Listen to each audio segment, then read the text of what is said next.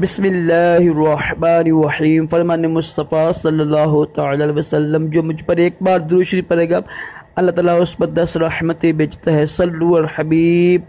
मेहमान नवाजी करना भी अजीम सुन्नत मुबारक रशद आतारी न्यू रूहानी इलाज लेकर पेश खिदमत है। आज हम रूहानी इलाज सुनेंगे मुश्किलात के लिए, परेशानी के लिए। तो जुमे की नमाज से पहले ना अव्वल आखिर दूशी पढ़कर 266 मरतबा ये पढ़िएगा आप आयत मुबारक। इंशाअल्लाह हर किस्म की मुश्किल आसानी दूर हो जाएगी।